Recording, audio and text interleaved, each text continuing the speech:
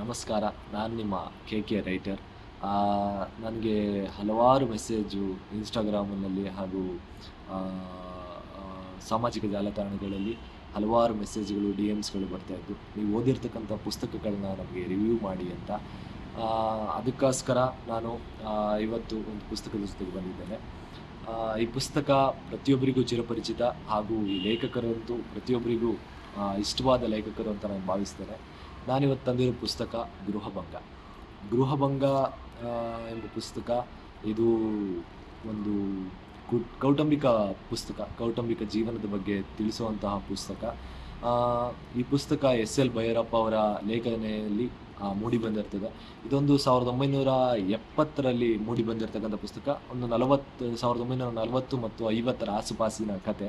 ಇದು ಒಂದು ರಾಮಸಂದ್ರ ಎಂಬ ಹಳ್ಳಿ, ಅಲ್ಲಿ ನಡೀತಕ್ಕಂಥ ಒಂದು ಘಟನೆ, ಮತ್ತು ಅಲ್ಲಿ ನಡೆಯತಕ್ಕಂಥ ಒಂದು ಕೌಟುಂಬಿಕ ಜೀವನದ ಬಗ್ಗೆ ಇಲ್ಲಿ ಈ ಪುಸ್ತಕದಲ್ಲಿ ವಿವರಿಸಲಾಗಿದೆ. ಇದರಲ್ಲಿ ಯಾವುದೇ ಸಿದ್ಧಾಂತಗಳಿಲ್ಲದೆ ನಾವು ಜೀವನದ ಬಗ್ಗೆ ಮತ್ತು ಜೀವನದ ಕೆಲವೊಂದು ಘಟ್ಟಗಳಲ್ಲಿ ಯಾವ ರೀತಿ ನಾವು ನಡೆದುಕೊಳ್ಳಬೇಕು ಮತ್ತು ಎಷ್ಟು ತಾಳ್ಮೆಯಾಗಿರಬೇಕು ಅನ್ನೋ ಒಂದು ವಿಷಯವನ್ನು ಈ ಪುಸ್ತಕದಿಂದ ನಾವು ತಿಳಿಬೋದು. ಪುಸ್ತಕ ಅನ್ನೋದೇ ಹಾಗೆ, ಪ್ರತಿಯೊಂದು ಪುಸ್ತಕದಲ್ಲೂ ಯಾವುದೇ ಪುಸ್ತಕವನ್ನು ನಾವು ತಗೊಂಡ್ರೂ ಅಲ್ಲೊಂದು ಸಾರಾಂಶ ಇರುತ್ತೆ. ಹಾಗೆ ನಾನು ಗೃಹಭಂಗ ಅನ್ನೋ ಪುಸ್ತಕವನ್ನು ನಿಮ್ಗೆ ಇವತ್ತು ಪರಿಚಯ ಮಾಡಿಕೊಡ್ತಾ ಇದ್ದೀನಿ. ಇದು ಎಸ್.ಎಲ್. ಭೈರಪ್ಪ ಅವರ ಒಂದು ಅದ್ಭುತ ಕೃತಿಗಳಲ್ಲಿ ಒಂದಾಗಿದೆ. ಇದರಲ್ಲಿ ಹಲವಾರು ಪಾತ್ರಗಳು ಬರ್ತಾ ಹೋಗುತ್ತೆ. ನನಗಿಷ್ಟವಾಗಿರೋ ಪಾತ್ರ ನಂಜಮ್ಮ ಅಂತ.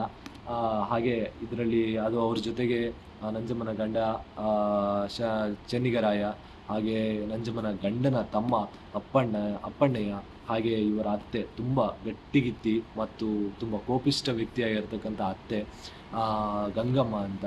ಹಾಗೆ ನಂಜಮ್ಮನ ತಂದೆ ಕಂಠಿ ಜೋಯಿಸರು, ತಾಯಿ ನಂಜಮ್ಮನ ಅಜ್ಜಿ ಅಕ್ಕಮ್ಮ, ಹಾಗೂ ನಂಜಮ್ಮನ ಅಣ್ಣ ಕಲ್ಲೇಶ್ ಅಂತ. ಹಲವಾರು ಪಾತ್ರಗಳು ಬರ್ತಾ ಹೋಗುತ್ತೆ. ಈ ಕತೆ ಯಾವ ರೀತಿ ಅಂದರೆ, ಇದರಲ್ಲಿ ಬರೀ ಒಂದು ಕೌಟುಂಬಿಕ ಜೀವನವಲ್ಲದೆ ಹಲವಾರು ಕಷ್ಟಗಳು ಬರುತ್ತೆ. ಪ್ಲೇಗು, ಹಲವಾರು ರೋಗಗಳು, ರುಜಿನಗಳು, ಹಾಗೂ ನಂಜಮ್ಮ ಅವಳ ತಾಳ್ಮೆ ಈ ಒಂದು ಕಥೆಯಲ್ಲಿ ನಾವು ನೋಡ್ಬೋದು. ನಂಜಮ್ಮ ತನ್ನ 2 ಮಕ್ಕಳುಗಳನ್ನು ಕಳ್ಕೊತಾರೆ. ಗಂಡ ಸೋಂಬೇರಿ, ತನ್ನ ಶಾನುಭೋಗ್ಯತೆ ಒಂದು ಕೆಲಸವನ್ನು ನಂಜಮ್ಮನೇ ನಡ್ಸ್ಕೊಂಡು ಹೋಗ್ತಾರೆ, ಗಂಡನ ಕೆಲಸವನ್ನು. ಕುಟುಂಬದ ಹೊಣೆ ನಂಜಮ್ಮನ ಮೇಲೆ ಇರುತ್ತೆ.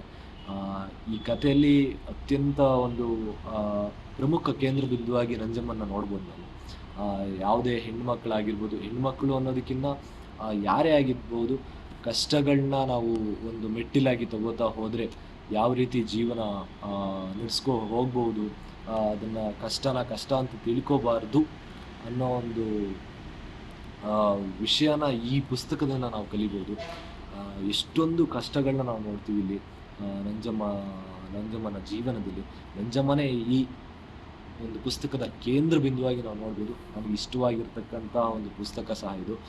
ಯಾರು ಶಿವರಾಮ ಕಾರಂತರ ಮರಳಿ ಮಣ್ಣಿಗೆ ಎಂಬ ಪುಸ್ತಕವನ್ನು ಓದಿರ್ತೀರಾ, ಅವರಿಗೆ ನಿಜವಾಗಿಯೂ ಈ ಪುಸ್ತಕ ಇಷ್ಟವಾಗುತ್ತೆ ಅಂತ ನನ್ನ ಭಾವನೆ. ಪ್ರತಿಯೊಬ್ಬರು ಓದಲೇಬೇಕಾಗಿರ್ತಕ್ಕಂಥ ಒಂದು ಪುಸ್ತಕ ಪ್ರೇಮಿಗಳಿಗೆ ಬಹಳ ಇಷ್ಟವಾಗಿರುತ್ತದೆ.